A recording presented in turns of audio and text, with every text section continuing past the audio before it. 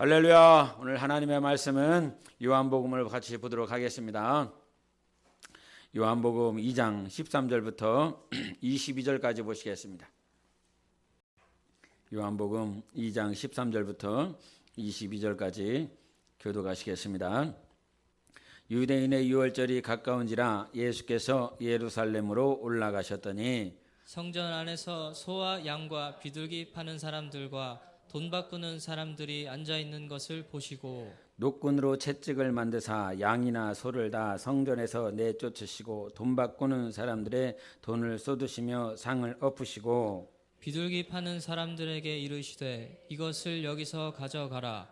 내 아버지의 집으로 장사하는 집을 만들지 말라 하시니 제자들이 성경 말씀에 주의 전을 사모하는 열심이 나를 삼키리라 한 것을 기억하더라. 이에 유대인들이 대답하여 예수께 말하기를 내가 이런 일을 행하니 무슨 표적을 우리에게 보이겠느냐. 예수께서 대답하여 이르시되 너희가 이 성전을 헐라 내가 사흘 동안에 일으키리라. 유대인들이 이르되 이 성전은 46년 동안에 지었거늘 내가 3일 동안에 일으키겠느냐 하더라. 그러나 예수는 성전된 자기 육체를 가리켜 말씀하신 것이라. 나같이 죽은 자 가운데서 살아나신 후에야 제자들이 이 말씀하신 것을 기억하고 성경과 예수께서 하신 말씀을 믿었더라. 아멘. 할렐루야. 네. 오늘은 두 번째 날인데 어제도 잠깐 얘기를 했던 것처럼 예수님께서 마지막 고난주간에 한 주간을 하셨을 때에 어제 월요일에 같이 나누었던 그 말씀은 무슨 요일에 있었던 말씀이었다고 그랬죠? 예, 주일에 있었던 말씀이에요. 그러면 오늘은 언제 있었던 말씀이었을까요? 예, 월요일에 있었던 말씀이에요. 자, 오늘 말씀을 읽었었는데 제가 퀴즈 두 가지를 내보겠습니다. 우리 누구한테 되지? 어제 안 나왔으니까 김경수 권사. 오늘 성전에서 뭘 매매하고 있는데 매매하고 있는 짐승을 얘기를 해보세요. 무슨 짐승을 매매하고 있죠? 네, 새나 비둘기나 같은 말이지 뭐. 그 다음에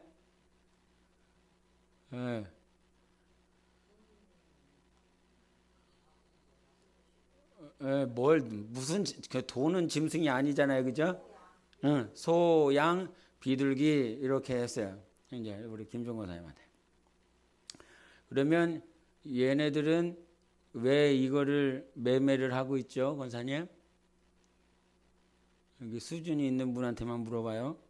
왜 이거를 매매하고 있죠? 돈 벌라고.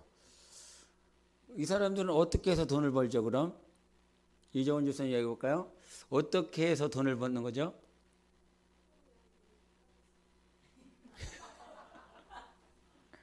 그쵸. 매매한다고 그랬으니까, 팔아서 이렇게. 그러면, 이렇게, 이제 돈을 벌려고 하는 그런, 이윤을 추구하기 위해서 이 사람들이, 매매를 하는 건데, 매매를 하게 된 경위를 우리가 좀 알아야 된단 말이에요. 이거 알고 있는 내용인데 왜 이게 돈을 벌려고 하는 건데 그러면 나도 질문하기가 힘드네. 뭔 얘기를 하고 싶었냐면 이 유대인들은 절기를 예루살렘에서 지낸다 이 말이에요. 그런데 이 절기를 예루살렘에 지내러 오는 사람들에게 이 짐승을 파는데 근데 이 예루살렘에 이 근방에 있는 사람들이라 할지라도 예를 들어서 사마리아나 갈릴리에 있는 사람들이 있어요. 예루살렘에 올라왔어요. 올라올 때 자기 집에 분명히 소도 있고 양소도 있고 양소랜다. 양도 있고 비둘기도 있다 이 말이에요. 그래서 이게 자기 짐승을 데리고 온단 말이에요. 자기 짐승을 가지고 온단 말이에요. 그런데 이 자기가 가지고 온 이 짐승을 제물로 가지고 오는데 이 성전에 들어갈 때 이 가야바의 대제사장 일가들이 이거를 다 검열을 해요. 레위기에 보면 짐승 병든 거, 냄새나는 거, 저는 거 가져오지 말라고 그랬기 때문에 그런 규례를 따라서 이 짐승이 똑바른 짐승이냐, 하나님 앞에 온전하게 드릴 수 있는 짐승이냐, 이것을 체크하기 위해서 그 사람들 제사장 일가가 지켜보고 있다 이 말이에요. 그런데 이 지켜보면서 김종국 권사님은 어떻게 생각을 하겠어요? 가져왔구나. 그럼 내가 돈을 벌려면 어떻게 해야 돼요? 내가 짐승을 가지고 왔어요. 짐승을 가지고 왔는데 우리 권사님이 제사장이에요. 왔는데 이 짐승을 가지고 와서 들어가려고 그래. 근데 이 제사장이 돈을 벌려면 어떻게 해야 되냐 이 말이에요. 어떻게 해서 세를 받아? 어떻게 해서 세를 받아?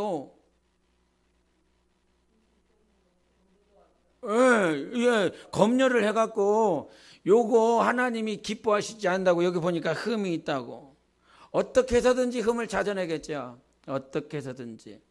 정말 가난한 자는 자기 뭐 처음 듣는 것처럼 이렇게 들어요. 매번 얘기했었던 말씀이에요. 이 비둘기를 가지고 왔는데 소나 양을 가지고 온 사람은 그래도 웬만큼 사는 사람. 그런데 비둘기를 가지고 오는 사람은 어떻다는 거예요? 이 사람은 너무 가난하다는 사람인 거예요. 진짜 가난하다는 사람인 거예요. 그래서 성경에서도 보면 소로, 염소로, 양으로 정말 할 수가 없으면 비둘기를 가져와라. 그래서 비둘기를 가지고 오는 사람은 정말 이거 하나밖에는 없는 사람들이라 이 말이에요.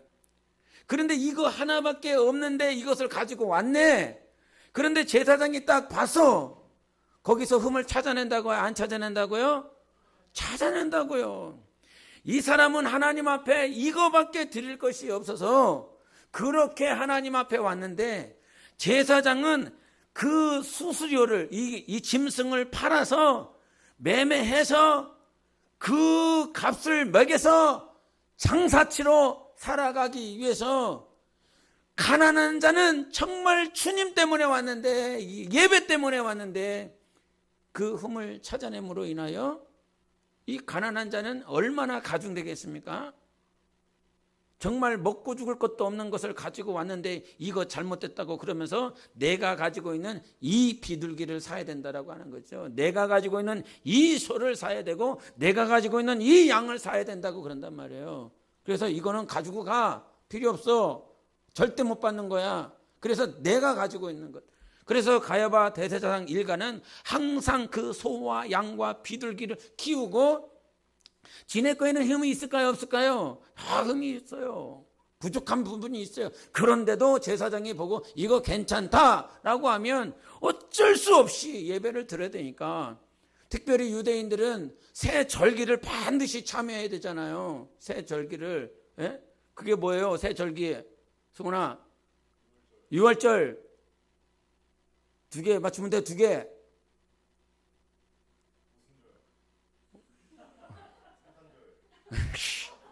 막 질러버리면 안 되고.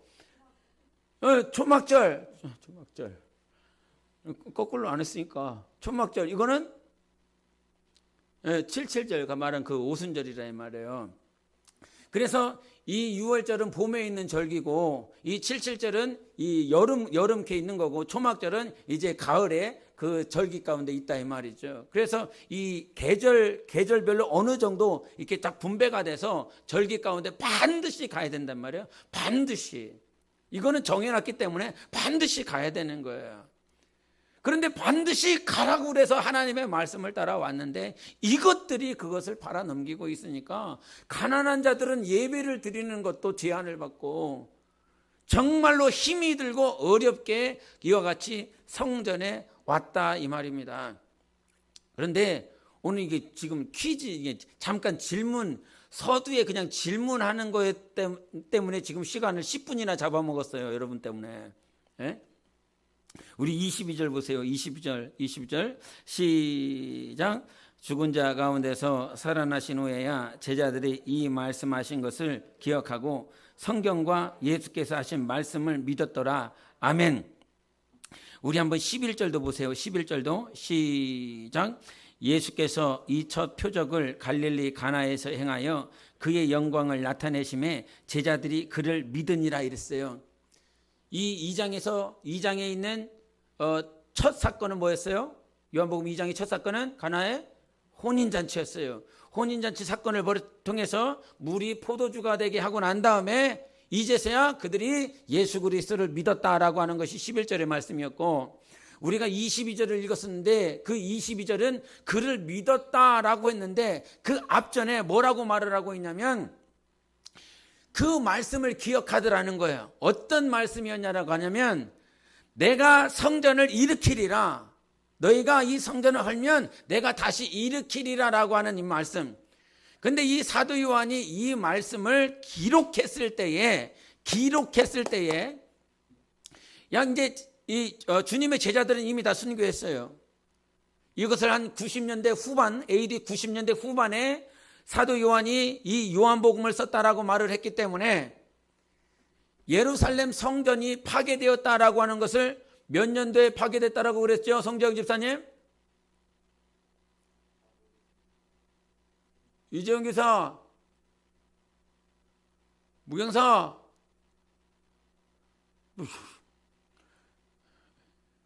권사님, 아무나 말씀하시면 돼요. AD 70년에 디도 장군이라고 하는 티투스라고 하는 그 인물이 와서 예루살렘을 함락할 때에, 로마에서 파병해서 함락할 때에 예루살렘이 그때 파괴됐다 이 말이에요.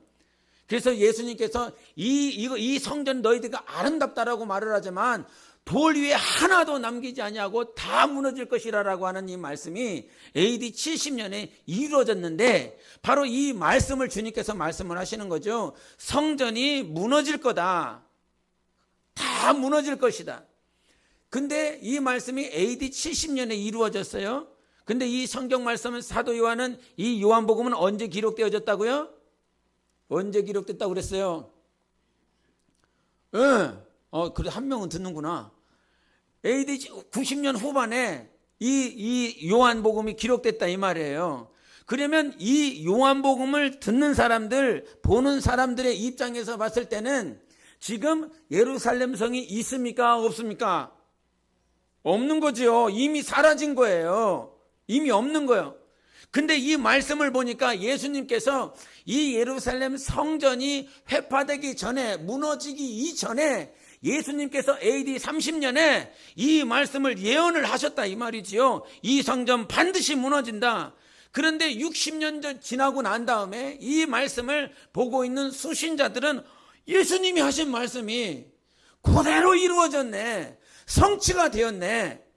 이 수신자들은 하나님의 말씀은 반드시 이루어지는구나 라고 하는 것들을 분명히 깨닫고 실제적으로 경험하면서 이 말씀을 보고 있는 거예요. 우리는 마치 소설처럼 이 말씀을 보고 있지만 당대에 이 말씀을 읽고 있는 사람들은 헤롯이 이 성전을 지을 때 도저히 무너지지 않을 것만큼 강력하게 그 당대에 정말 46년 동안 그 성전을 세웠기 때문에 이거는 그 누가 와도 무너지지 않을 것만 것처럼, 그래서 금과 헌물로 이 성전을 세웠다라고 성경은 말씀하고 있어요. 안 무너질 것 같은 그 성전 예루살렘 성이 결국은 하나님의 말씀, 예수 그리스도의 말씀을 따라 무너지고 회파되어지고 이것을 직접 봤다. 그래서 22절을 한번 보세요. 다시 한번 읽어보세요. 시작. 죽은 자 가운데서 살아나신 후에야 제자들이 이 말씀하신 것을 기억하고 성경과 예수께서 하신 말씀을 믿었더라. 언제 믿은 거예요? 언제 믿은 거예요? 그 말씀이 기억난다 이 말이죠. 주님께서 이 말씀을 하셨구나. 그런데 이 말씀을 따라 하나님께서 역사하시고 이루어셨구나. 근데 그 이루신 역사가 그 이미 이전에 40년 전에 AD 70년에 무너졌기 때문에 40년 전에 예수님께서 예언하신 그 말씀이 성취되었다라고 하는 이 사실을 수신자들은 이미 알고 있는 것이고, 제자들은 예수님께서 부활하시는 그 사건을 통해서, 부활 사건을 통해서 이 성전은 무너질 거지만, 이 무너진 이 성전은 바로 누구를 말을 하냐면 예수 그리스도, 이 예수님이 부활할 것에 대해서 말씀하신 거라 이 말이에요. 그러니까 두 가지 예언이 같이 중첩되니까 지금 헷갈리지요. 예? 주님이 말씀하신 이 육체의 유형의 예루살렘 성전은 70년에 무너졌어요. 예? 이게 무너질 것이라 이 말이에요. 그래서 수신자들의 입장에서는 하나님의 말씀이 그대로 이루어진 것이요, 제자들의 입장에서 보면, 수신자가 입장이 아니라 제자들의 입장에서 보면 지금 무엇을 깨달았냐면, 예수님이 하신 말씀은 어떤 것이냐면 예루살렘 성전이 회파되어지고 무너질 것인데, 주님이 말씀하신 성전은 무엇을 말을 하냐면 요 70년에 무너질 요 성전이 아니라 예수 그리스도의 몸을 말씀하신다 이 말이죠. 3일 만에 부활하신 것이 예수님께서 하신 말씀이에요. 예수님의 본래 의미는 그런데 그 성전이 무너졌는데 3일 만에 죽으신 예수께서 부활하셨어. 근데 그 말씀을 계속 주님은 하셨거든. 계속 나 죽는다, 그러나 나는 3일 만에 살아난다, 일어난다. 근데 이 말씀이 예수님께서 부활하시고 난 다음에 승천하시고 그제서야 그 말씀을 성령으로 기억한다 이 말이죠. 아, 주님이 그 말씀하셨어. 여러분, 우리의 신앙생활이요 어떤 거냐면, 우리는 말씀을 지키십시다, 우리가 말씀을 지켜 행하십시다 이렇게 말을 하지만, 우리가 말씀을 지키는 것이 아니라요, 말씀이 우리를 지키는 거예요. 지킨다라고 하는 의미가 조금 다르긴 한단 말이죠. 우리가 말씀을 지킨다라고 하는 것은 키핑하는 거지요. 그 말씀을 따라가는 것이지요. 그러나 주님께서 우리를 지킨다라고 하는 건, 말씀이 우리를 지킨다라고 하는 건 프로텍팅 하는 거죠. 보호하는 거죠. 보존해 주시는 거죠. 우리가 말씀을 지켜나가는 것이 아니라 말씀이 우리를 지켜나가고 있는 것입니다. 말씀이 우리를 보존해 주시는 거예요. 시편 107편 20절에 뭐라고 말씀하시냐면, 그가 그의 말씀을 보내사 그들을 고치시고 그들을 위험에서 건지시는도다 라고 말씀해 주셨어요. 우리가 우리 자신을 지키는 것이 아니라, 우리가 말씀을 지키고 있을 때 우리가 우리 스스로를 지키는 것이 아니라, 하나님은 미리 우리에게 말씀을 보내시는 분이세요. 말씀을 보내셔서 그 말씀, 들은 말씀이 생각나고 기억날 때 환난과 핍박을 겪을 수밖에 없는 당대의 초대교인들은 하나님의 말씀이 우리에게 보내졌다, 말씀을 이미 보냈어. 그래서 여러분, 우리가 영적 생활을 할 때 분명히 주님은 미리 말씀하시고 우리에게 모든 환경을 역사하시는 분이세요. 네? 그렇기 때문에 내가 오늘 무너져 있는 이유, 아니면 내가 실패하고 좌절한 이유, 제가 지난 주일과 지난 수요일에 뭘 하지 말라고 그랬냐면, 뭘 하라고 그랬냐면, 주님께서 세월을 낭비하지 마라, 세월을 아껴라, 그런 말씀을 저는 그렇게 들었어요. 말씀을. 근데 우사를 통해서 이 범죄하고 나면서 다윗은 3개월의 시간이 딜레이가 됐어요.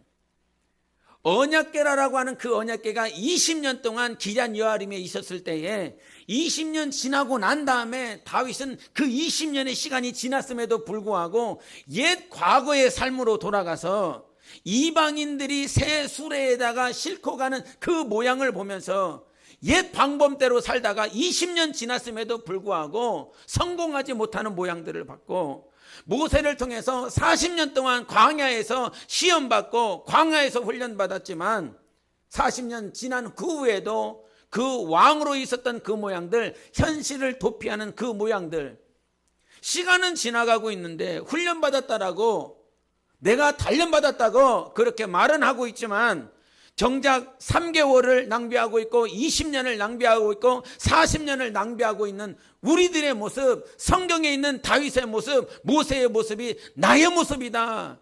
그래서 이 마지막 때가 세월이 아까니까 성령 충만함으로 지혜 있는 자가 되어서 세월을 아끼자 이런 말씀을 했다 이 말이죠. 그런데 그 말씀을 전한 저도 온전히 지키지 못하는 내 모양, 지금 내가 뭐 하고 있는가라고 그랬을 때 그 말씀이 생각난다 이 말이죠. 주님은 세월을 아끼라고 그랬다. 그런데 아끼지 못하는 나의 모양들을 보게 된다 이 말이죠.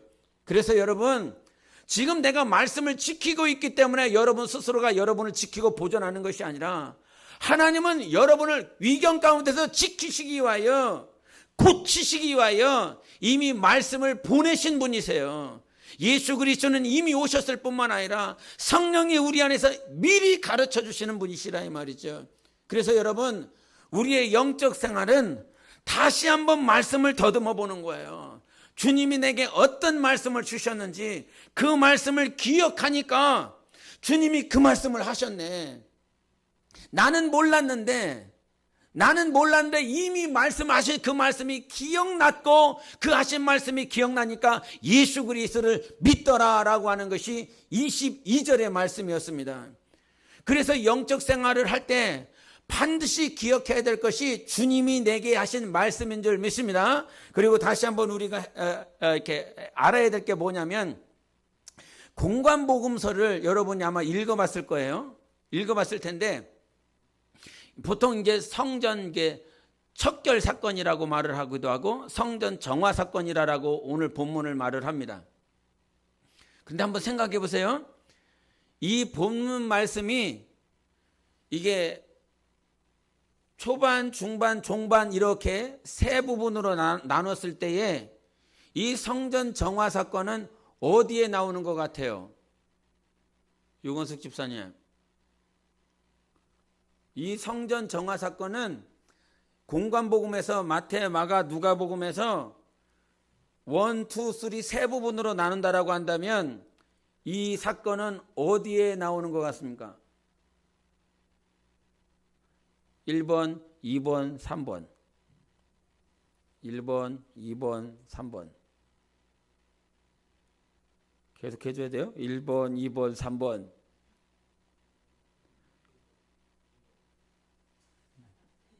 누가 대답하세요? 누가 유건숙 집사요? 몇 번이에요? 말할 때까지 안 지나가요. 계속 해야 돼요. 몇 번이에요? 2번이에요? 2번이요. 2번이에요? 이 사건이, 생각을 해보세요. 이 사건은 예수님의, 우리가 고난주간에 예수님의 마지막 한 주간을 보내고 있어요. 마지막 한 주간을 보내고 있다고. 그러면 이 사건은 언제 나왔겠어요? 당연히 말미에 나오겠죠. 세 번째에 나와요. 그래서 마가복음에는 11장에 나와요. 그 후반부에 나온단 말이에요. 그런데 지금 이 성전 척결 사건이 요한복음에서는 어디에 나와요? 2장에 나와요. 우리가 영화를 보다 보면 저 뒤에 있어야 될 내용이 있잖아요. 영화를 안 봐서 다들 영화 같은 거는 전혀 안 보는 사람들이라 아주 그럴 텐데, 이 영화 끝부분에서 나올 만한 내용을 맨 앞에다가 놓고 이것을 시작하는 영화들이 참 많이 있잖아요. 예? 그러면 왜 이 감독은 이 스토리가 맨 뒤에 있어야 되는데 요거를 맨 앞에다가 갖다 놓느냐 이 말이에요. 특별히 이 사건, 좀 전에 이 2장에서는 어떤 사건이 있었어요? 2장 초반부에는 혼인잔치 사건이 있었어요. 이거는 갈릴리 가나에서 예수님의 가장 초기 사역 가운데 하나예요. 갈릴리 가나에 있었던 사역이라 이 말이에요. 그런데 이 공관복음을 통해서, 공관복음은 시간상을 통해서 가지고 놓는 거예요. 시간을 통해서. 예?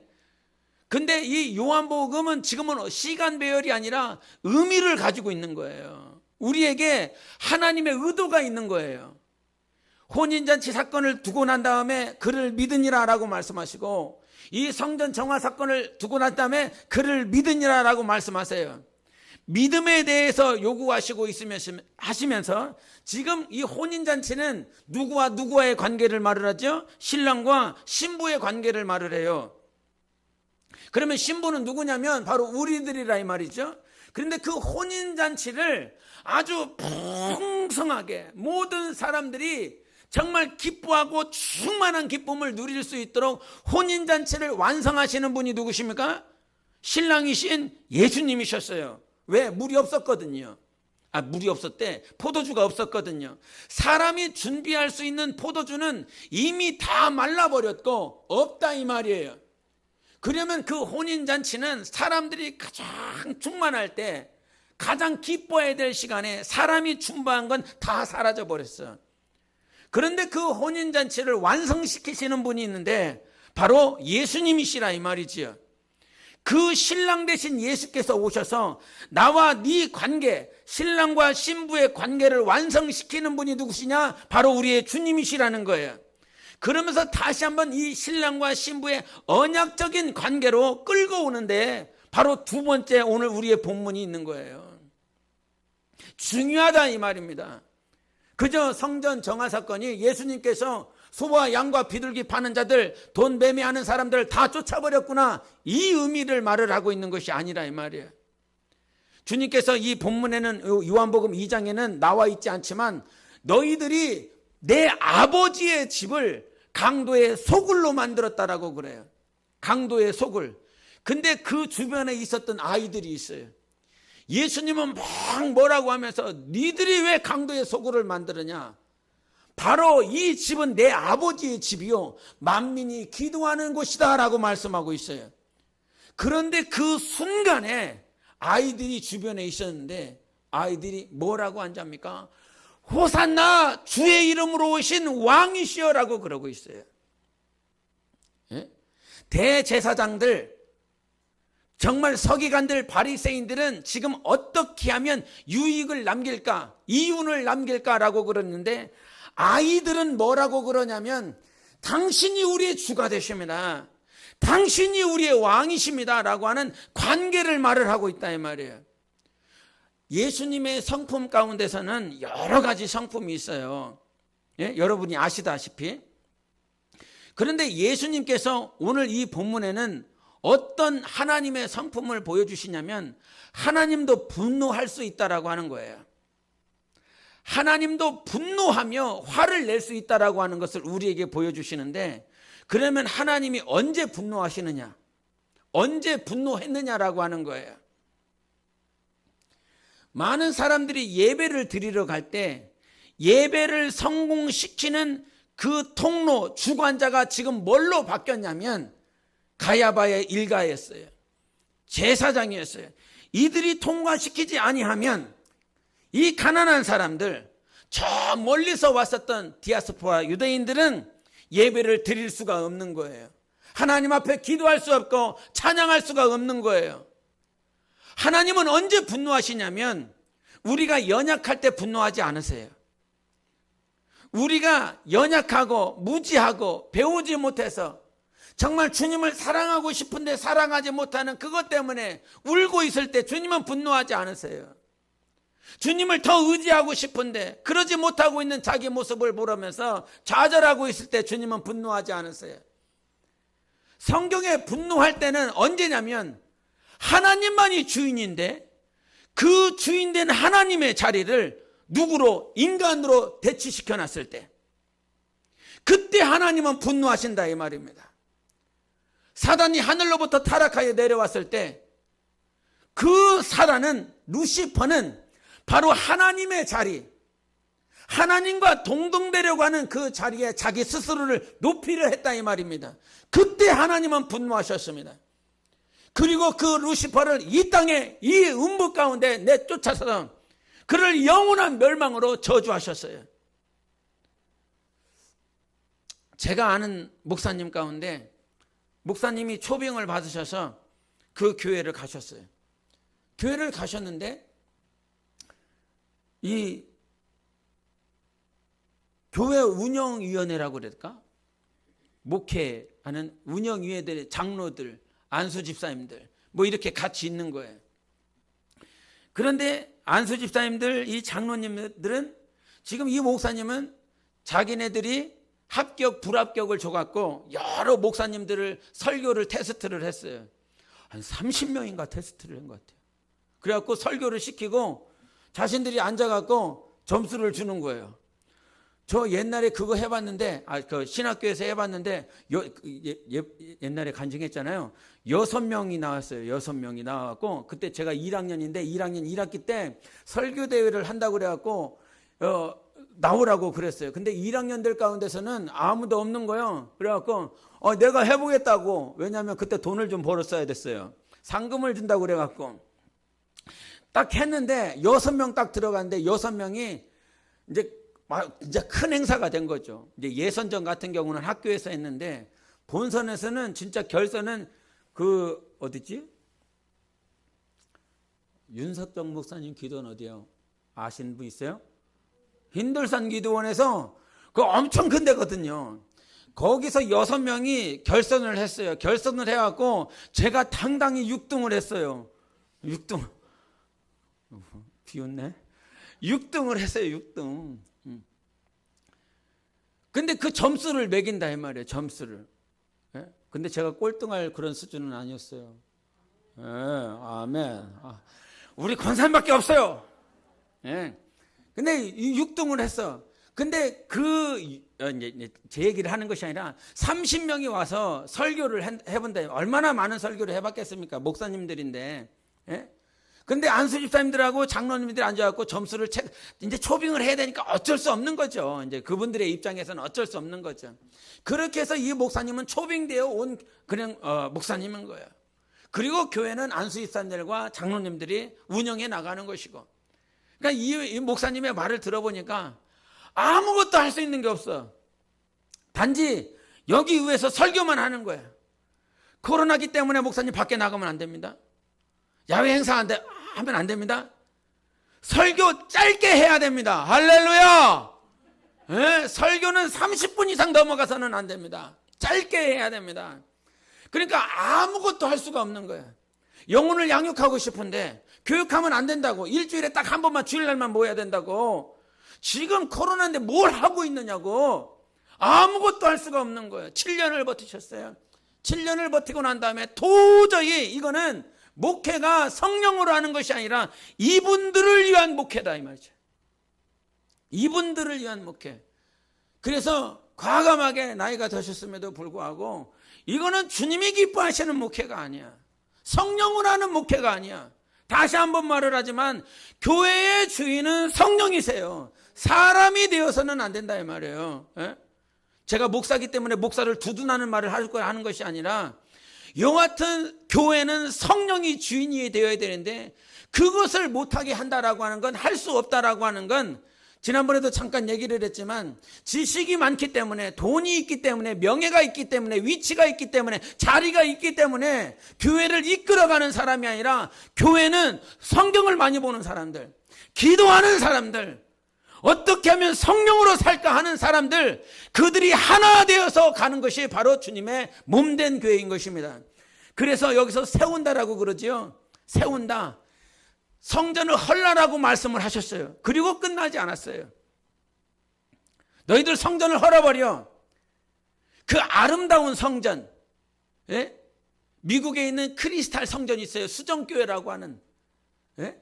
몇백억 들어가는 저 숲키로 떨어져 있는 그곳에서도 크리스탈로 온 외곽을 다 쳤기 때문에 이 아침에 햇빛이 떠올라서 그 크리스탈을 반짝반짝 비추면요, 몇십 킬로 떨어져 있는데도 거기가 그냥 반짝 빛난단 말이야. 얼마나 좋겠어. 그런 교회를 다니는 사람들은 얼마나 좋겠어. 예? 얼마나 예쁘겠어요. 그런데 그것이 다 매각되어 갖고 이단에게 넘어갔어요. 예? 주님이 성전을 헐라, 어떤 성전을 헐라라고 하는 이 말씀은요, 이거는 명령인 거예요. 그런 성전은 헐어줘야 되는 거예요. 사람이 주인 돼서, 대제사장이 주인이 되고, 제사장이 주인이 되고, 서기관들이, 사두개인들이 주인된 교회들을 향해서, 그런 교회도 아니지만 주님이 뭐라고 말씀하시냐면 그런 성전을 헐어버려 라고 말씀하셨어요. 그런 성전은 헐어버린다는 것은 사람이 헐어버릴 수 있다라고 하는 것이 아니라 하나님이 그런 것들은 다 헐어버리겠다는 거예요. 그거는 교회가 아니니까. 그리고 주님께서 내가 다시 세우리라, 일으키리라라고 말씀해 주셨어요. 주님이 일으키는 교회가 돼야 돼요. 주님이 세우는 교회가 돼야 돼요. 그래서 마지막 때에 주님이 세우는 교회가 되기 위하여 우리가 여기 있는 것이지, 그냥 예배드리고 기도하고 그냥 좋으니까 그런 것이 아니라, 우리 머릿돌, 하나님께서 주신 몸된 교회 머릿돌 말씀처럼 이 성전은 사람을 위한 것이 아니라 여호와 하나님을 위한 것이어야 된다. 그런데 나라고 하는 존재, 우리라고 하는 존재는 너무나 미약하다. 그러나 두려워하지 말아라. 겁내지 말아라. 이 성전 공사가 끝나기까지 내가 너희들과 함께 있을 것이다. 이것이 주님이 우리에게 주신 말씀이었거든요. 여러분, 사람이 세우는 교회는 반드시 무너지게 되어 있습니다. 왜? 주님이 함께 할 수가 없거든요. 죄와 주님이 함께 할 수 없어요. 인본주의와 주님이 함께 할 수 없어요. 그래서 성령을 우리에게 주셨다라고 하는 이 사실, 그래서 반드시 하나님과 함께 가야 되는데, 하나님과 함께 간다라고 하는 것은 바로 하나님만 주인이라는 거예요. 할렐루야. 우리 삶의 주인은 하나님이세요. 교회의 주인은 하나님이시라 이 말이에요. 여러분이 익히 아실 것 같은 이재철 목사님이 계시는데, 100주년 기념교회를 이렇게 담임하셨다가 이제 은퇴를 하셨어요. 그 은퇴하신 목사님이 자기 간증, 당신은 간증을 잘 안 하시는 분이세요. 그냥 설교도 그냥 딱 이렇게 요약, 이렇게 딱 이렇게 대강만 이렇게 말씀하시고 끝내시는 분인데, 그분이 자기 간증을 하셨어요. 자기 간증을 하면서 자기는 대기업을 다녔다는 거죠. 대기업을 다니면서 지금의 와이프를 만났는데, 이 와이프는 대학에서 성악을 했다는 거예요. 근데 나는 대기업을 다니고 그 당시에 집사로서 신앙생활을 했지만, 그때 얼마나 술을 많이 먹는지. 대기업 끝나고 나면 동료들과 같이 회식 자리에 가서 밤늦게까지 1시, 2시까지 같이 술 먹고, 그리고 이 동료들을 데리고 자기 집으로 들어가는, 근데 집사예요. 나는 절대 이렇게 안 할 거예요. 절대 이렇게 안 할 거예요. 진짜로. 집사가 없어서 집사를 주는 그 일은 절대 안 할 거예요. 권사가 없어서 권사를 줘야지, 나 이거 절대 안 할 거예요. 아무리 생각을 해봐도 하나님 앞에 갔었을 때에 그건 아니다. 그건 아니다. 이제 성장하는 과정 가운데서 이렇게 직분을 임명할 수는 있지만, 정말 난 이것만큼 내가 하나님 앞에 철저하게 하겠다, 이런 생각을 가지고 있어요. 시간 돼서 집사 되려고 하지 마세요.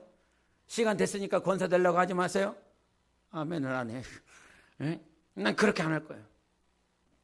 근데 이 정말 완전히 술독에 사는 사람, 술독에 사는 사람. 근데 1시, 2시에 가서 동료들 같이 데리고 가서, 나 동료들 왔으니까 이거 다시 이렇게 반찬 해달라고. 그러면 1시, 2시에 일어나고 그걸 하는 거예요.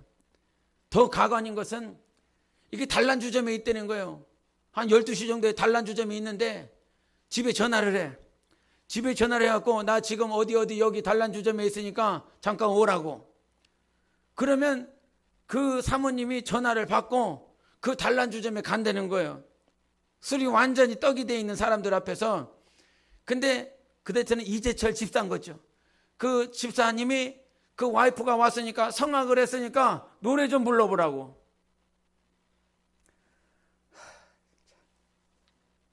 성악하지 마요. 근데 그 자리에서 여러분은 했을 거예요, 안 했고요? 김종국 권사님 했을 거예요? 송권 집사님 노래 한번 불러보시오, 이렇게 하면 할 거예요, 안 할 거예요? 거기서 당연히 안 했지. 술 먹는 것도 꼴보기 싫은데 거기다 지금 밤늦게 12시, 새벽 1시가 됐는데 자고 있는 사람 불러갖고 거기다 단란주점에 불러갖고 성악을 배웠으니 노래를 해보라고? 동료들 앞에서? 당연히 안 하겠죠. 근데 그 사모님은 했다는 거예요. 그 자리에서 했다는 거예요. 그럼 많은 시간이 지나고 난 다음에 어느 날, 그날도 동일하게 술을 잔뜩 먹었는데 이제 집에 돌아가려고 그랬는데, 여기에 이 주머니에 자기 집키가 있더래요. 평상시에는 하나도 없고 그냥 집에 가서 초인종 누르면 와이프가 문 열어줬는데, 그날은 어떻게 주머니에 집키가 있더래요. 근데 집에 도착을 해서 초인종을 안 누르고 이 키로 열고 들어가고 싶은 마음이 들더라는 거예요. 그래서 키를 열고 들어갔더니 자기 안방에 자기 와이프가 이 침대에 이렇게 엎드려서 자고 있더래. 자고 있는데 그 머리맡에 뭐가 있냐면 일기장 같은 게 이렇게 써 있더라는 거예요. 일기장. 뭐라고 막 써 있는데 저거를 읽을까 말까 고민을 하다가 한번 읽어봐야 되겠다라고 하는 생각이 들어서 그거를 읽어봤는데 그 내용인 거예요. 그 와이프가 썼네요. 나는 오늘도 버스를 타고 수유리 너머로 갔다. 시골길을 하염없이 걸으며 오늘도 죽음을 생각했다. 약을 먹고 죽을까? 아니면 손목을 그어 죽을까? 그러나 그것은 내가 취할 길이 아님을 나는 다시 한번 더 확인하고 되돌아왔다. 나를 살리기 위해 십자가에 돌아가신 주님께서 주님의 뜻을 위해 내게 주신 남편이니 나는 사랑해야만 한다. 나는 할 수 없지만 주님께서 사랑하라 명령하셨으므로 나는 사랑해야만 한다. 주님 도와주세요. 나의 약함을 주님께서 잘 아시잖아요. 이게 그분이 쓴 내용이었어요. 사모님이 쓴 내용이었어요. 그 내용을 봤는데 술이 잔뜩 취해갖고 들어와서 이 내용을 봤는데 이 내용을 보고 나서 이제 이재철 목사님이 나중에 간증을 하는 거죠. 몇 년 지나고 난 다음에. 나는 그냥 그렇게 술독에 살아서 그냥 내 삶을 살아가고 있는데 이 사람도 그냥 내가 하자는 대로 본래 모태신앙이니까 이렇게 살 수 있나 보다. 하나님을 믿으면서 그렇게 살 수 있나 보다. 내가 아무리 과한 요구를 해도 이 사람은 그렇게 살아갈 수 있는 사람인가 보다. 이렇게 생각을 했다는 거예요. 한 번도 이런 생각을 못 했는데 이 메시지를 읽고 나서 생각이 들더라는 거죠. 손목을 그어서 죽겠다고? 약을 먹어서 죽겠다고? 그런데 이 인간적인 삶을 그렇게 분명히 들 수밖에 없는 그 생각, 인간의 삶, 인간의 시간을 사는 것이 아니라 여기 말씀, 주님께서 주님의 뜻을 위하여 내게 주셨기 때문에 나는 사랑해야 된다고. 그리고 주님께서 사랑하라 명령하셨으니까 나는 사랑해야 된다고. 여기서 하신 말씀, 주님 도와주세요. 나는 할 수 없습니다. 내가 얼마나 약한지 주님이 아시잖아요. 이 말씀을 이 영성 일기를 보고 술이 잔뜩 취했는데 정신이 바짝 나더라는 거예요. 지금 이 사람은 십자가의 길을 가고 있구나. 주님이 말씀하신 그 길을 가고 있구나. 아무리 힘이 들고 어려워도 주님이 그렇게 말씀하셨으니까 그 삶을 살아가고 있구나. 여러분, 이것이 우리의 신앙생활에 주님이 오늘 그 관계, 혼인잔치의 관계에서 신랑과 신부의 관계, 이 관계를 이루실 분은 바로 주님이세요. 내가 하는 것이 아니라 신랑이 성취하실 것이에요. 근데 주님께서 우리에게 뭐라고 요구를 하시냐면 이 성전 정화 사건을 통해서 주님이 영광 받아야 될 그 성전에 왜 네가 주인이 되어 있느냐? 대제사장들, 가야마들, 제사장들, 서기관들, 그때 주님은 분노하신다라고 하는 것. 우리가 넘어지지 않기 위해서 몸부림칩니다. 좌절하거나 실패하지 않기 위해서 몸부림칩니다. 그런 우리의 모습을 보면서 주님은 차라리 측은히 여기시고 긍휼을 베풀어 주세요. 그러나 주님이 말씀하셨음에도 불구하고 몸된 교회의 주인이 마치 조신양 목사고 여러분인 것처럼 또 여러분의 영혼, 성전 삼으신 여러분의 영혼, 여러분의 삶, 여러분의 영혼과 육체의 모든 것이 마치 자기가 주인인 것처럼 살아가는 그 삶에 대해서 하나님은 분노하신다라는 사실이에요. 영적 생활을 할 때 주님께서 마지막에 이 가장 중요한 맨 후반부에 있는 성전 정화 사건을 이 혼인잔치 바로 뒤에 연결을 시키신 그 이유를 알아야 되는 것이에요. 주님이 오늘 이 하신 말씀을 기억하세요. 기억해야 내가 그 삶을 살아가는 거예요. 나의 주인은 하나님, 교회의 주인은 하나님, 성전을 정화시키세요. 성전을 깨끗이 하세요. 이 말은 오직 예수 그리스도만 영광을 받게 하는 여러분 영혼이 되시기를 예수 이름으로 축원합니다. 여러분의 생각이나 여러분의 관점이나 남편의 말도 아니야, 자식의 말도 아니야, 부모의 말도 아니야. 아주 철저하게 싸워야 될 것은 바로 하나님만이 우리의 주인이시라는 사실. 오늘도 소와 양과 비둘기를 가지고 왔습니다. 우리의 믿음을 가지고 왔습니다. 주님을 향한 갈망을 가지고 왔습니다. 그런 갈망들이 사람 때문에 절제되지 않기를, 내가 이 기도하는 간절한 마음이 있는데 사람 때문에 이 기도가 절제되지 않기를, 내가 하나님 앞에 헌금을 드리는 데 있어서 사람의 시선 때문에 이것이 절제되지 않기를, 내가 하나님을 향한 이 갈망들이 절제되지 않기를 성령이 여러분 안에서 운행하셔서 마침내 이기고 승리하는 교회가 되십시오. 성전이 되십시오. 내가 일으키겠다라고 말씀하셨어요. 성전을 헐어버릴 거야 내가. 그러나 내가 다시 일으킨다라고 말씀해 주셨습니다. 주님이 내 안에 사시면 주님의 성전이 반드시 일어나고 부흥할 줄 믿습니다. 할렐루야. 그런 영적 생활 하시기를 바랍니다. 우리 함께 기도하겠습니다.